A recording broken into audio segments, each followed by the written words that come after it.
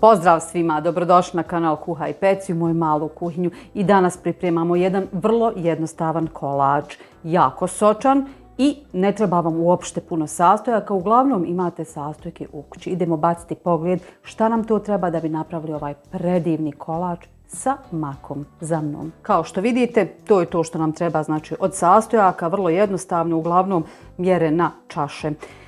Ovdje još imam agdu, tu sam pripremila znači šećer i vodu, to ću prvo da prokuham da se malo ohladi, to će nam biti zaljev kojim ćemo zaliti biskvit.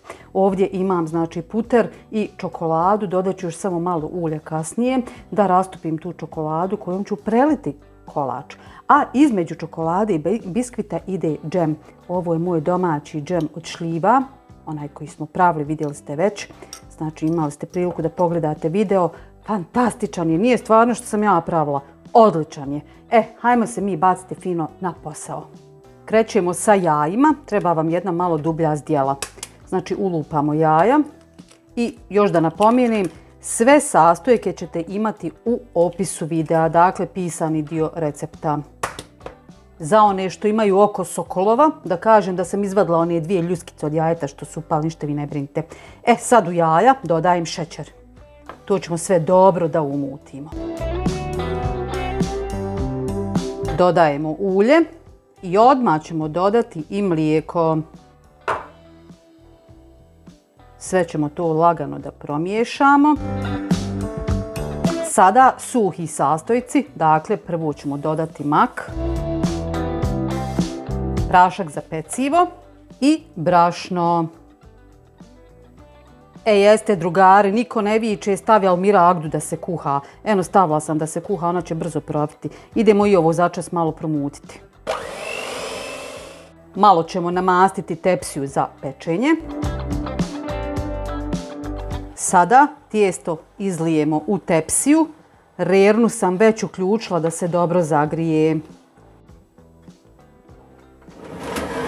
Idemo testirati da li je pečen, dakle koristimo čačkalicu. Ubodete u tijesto, vidite da je čačkalica suha. Dakle, biskvit je gotov. Nakon što se biskvit ispekao, sada ćemo ga fino čačkalicom da izbušimo.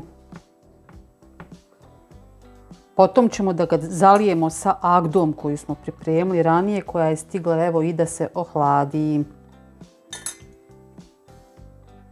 Zatim ćemo namazati džemom. Možete naravno izabrati džem koji vi volite po želji. Ovaj je predivan.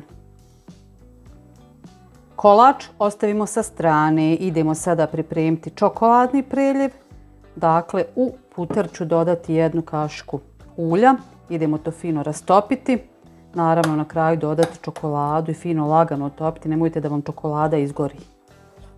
Evo, otopila sam i čokoladu i sada ćemo fino da je nanesemo na džem.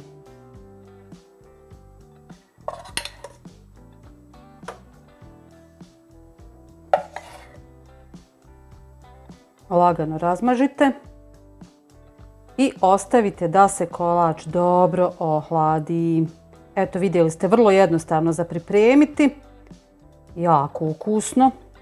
Ovaj džem, bilo koji da stavite, da posebnu notu kolaču, onako baš osvježavajući.